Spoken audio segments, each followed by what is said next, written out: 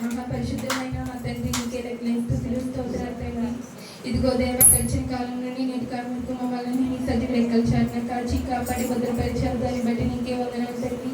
ఇటు విధంగా ఆరాధన జరుపుకున్నందుకు నీకే వందనాలు చెల్లించుకుంటున్నాను తండ్రి. మీకు నచ్చినట్టుగా ఆరాధన జరిగిందని నేను నమ్ముచున్నాను తండ్రి.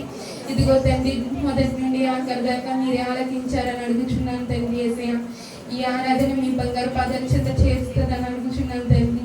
వాక్యంలో తండ్రి మీరే ఉండి మాతో సూటిగా మాట్లాడతారని అడుగుచున్నాం తండ్రి. మీకు నచ్చినట్టుగా జరిగిందని అడుగుచున్నాం తండ్రి. ఇదిగో మా ప్రార్థనలో మా ఆరాధనలో ఏమైనా తప్పులంటే మమ్మల్ని క్షమిస్తారని ఈ చిన్న ప్రార్థనని బంగారు పాదాల చెంత చేరుతుందని అడుగుచున్నాం.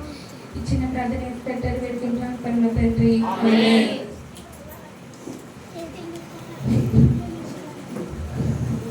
ముఖ్యంగా అండి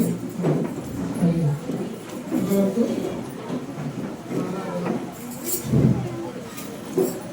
ఆరాధన మరి ఎంతో అద్భుతంగా జరిగించిన మరి ఆరాధన జరిగిన బిడ్డలందరూ కూడా సంఘం జరుపుకున్న ఆరాధన తెలుస్తున్నాము. ఈ సమయంలో గొప్ప సందేశం విన్నాం. గొప్ప సందేశం ఇవ్వాల్సిన వారు చిందుర్పు ప్రసన్న గారు.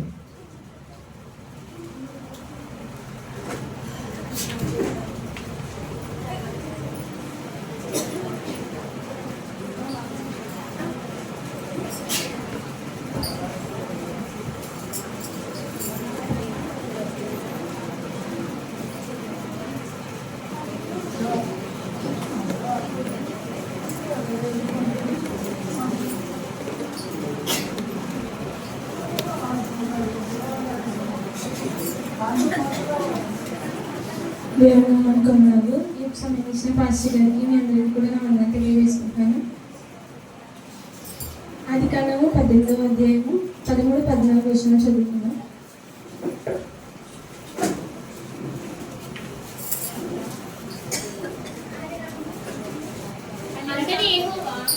అంతట యెహోవా అబ్రహాముతో వృద్ధురాలైన నేను నిశ్చయముగా ప్రసవించదవా అని సారా రమ్మనేలా యెహోవాకు అసాధ్యమైంది ఏదైనా ఉందరా? చీకటికి ఈ కాలం నిర్ణయించిన కాలమందు నీ యొక్కకు తిరిగి వచ్చేది. అప్పుడు సారా కుమారుడు కలుగునెను. సారా భయపడి నేను నమ్మలేదని చెప్పగా ఆయన అవును నీవు నమ్మితివని. చాలా ప్రార్థన చేస్తున్నాం. మహాపరిశుద్ధమైన తండ్రి నీకే వందనాలు ప్రభా. ఇదిగో నేను ఎవరికి లేనట్టు భాగ్యాన్ని రోజు నాకు ఇచ్చేవా నీకే వందనాలు ప్రభా. యేసయ్య మీరు నాలో ఉండి నా కొద్ది మాటలు మా అందరి హృదయాలు దాచుకోవడానికి మీరే సహాయం చేస్తారని యేసయ్య పరిశుద్ధనామం అడిగి పెట్టుకుని ప్రార్థన చేసినాం తండ్రి. ముందుగా నేను చెప్పబోయేది ఏంటంటే దేవుడు మన కోసం అన్ని చేయగలడు, ఆయనకి సమస్తము సాధ్యమే అనే అంశం మీద నేను చెప్పబోతున్నాను. అయితే మన అందరికీ తెలుసు అబ్రహాము శారా గురించి నాకు తెలుసు. అయితే వీరిద్దరి జీవితంలో ఎంత దేవుడు అద్భుత కార్యం చేశాడు అనేది అందరికీ కూడా తెలుసు. శారా గురించి చెప్పడం అయితే ఆమె అన్యురాలు. అయితే ఆవిడ దేవుని మాట చొప్పున నడిపించుకోబడింది, దేవునిలోకి మారింది, అబ్రహామును చేరింది. అయితే వాళ్ళిద్దరికి అన్నీ ఉన్నాయి, దేవుడు అన్నీ ఇచ్చాడు, సమృద్ధిగా దీవించాడు అబ్రహాముని శారాని. కాకపోతే ఆవిడకున్న లోటు ఏంటో తెలుసు అందరికి, తనకి సంతానం లేదు, ఆమె ఒక గడ్రాలు. అందరి చేత మాటలు అనిపించుకోవడం తెలుసు కదా అందరికి. లైఫ్లో గడ్రాలుగా బతకాలంటే జీవితంలో మనకి లోకానుసారంగా అసలు విలువే ఉండదు వాళ్ళకి, వాళ్ళు ఎంత నరకం అనుభవిస్తారనేది కూడా తెలుసు. అయితే దేవుడు శారా జీవితంలో అన్నీ ఇచ్చాడు కానీ అదొకటే దేవుడు ఇవ్వలేదు. అప్పుడు శారా అబ్రహాం కూడా దేవుడు ఎప్పుడు విశ్వాసం కోల్పోలేదు, ఎప్పుడు కూడా దేవుడిలోనే వాళ్ళు విశ్వాసంగా బ్రతికారు. అయితే ఇప్పుడు నేను చెప్పబోయేది ఏంటంటే దేవునికి అన్నీ సాధ్యమే, దేవునికి ఏది అసాధ్యమే లేదు. మార్కు సువార్త 10వ అధ్యాయము 27వ వచనం చదువు.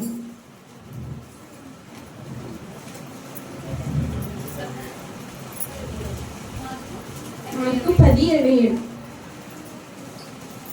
యేసు వారిని చూచి ఇది మనుషులకు అసాధ్యమే గాని దేవునికి అసాధ్యము కాదు, దేవునికి సమస్తము సాధ్యమే అనెను. అయితే ఇక్కడ ఒకసారి అబ్రహాము నిద్రించుండగా దేవుడు దర్శనమిస్తాడనమాట.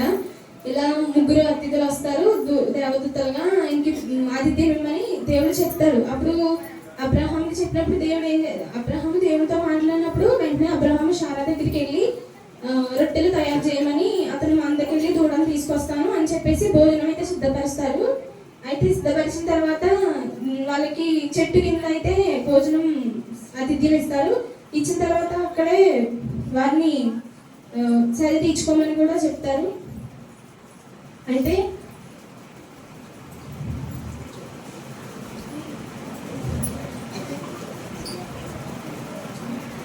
అయితే అక్కడ అలా ఉండగా అప్పుడు వాళ్ళు చెప్తారనమాట, భోజనము అన్ని ఆతిథ్యం అంతా కంప్లీట్ అయిపోయిన తర్వాత అంటారు, శారాతోని అబ్రహాంతో అంటారనమాట, నీకు మళ్ళీ తిరిగి మేము వచ్చేసరికి నీకు కుమారుడు కలుగుతాడు అని చెప్పేసి అంటారు. అసలు వాళ్ళకి ఇప్పటికే శారాకి 90 సంవత్సరాలు వచ్చేసినాయి. తనకి అసలు 90 సంవత్సరాలు వచ్చిన తర్వాత పిల్లలు పుట్టడం అనేది ఎక్కడ మన లోకానుసారంగా జరగదు. అయితే దేవునికి ఏది అసాధ్యమైనది లేదని దేవుడు చెప్పినప్పుడు శారా నవ్వుతుంది అనమాట. నాకు 90 సంవత్సరాలు వచ్చినాయి, నాకు పిల్లలు ఎలా పుడతారు అని చెప్పేసి అవిశ్వాసంగా నవ్వుతుంది అనమాట. కానీ దేవుడికి ఏది అసాధ్యమైనది లేదు, ఆయనకి సమస్తము సాధ్యమే. కాబట్టి వాళ్ళకి శారాకి ఇస్సాకు అనే కుమారుడు వాళ్ళకి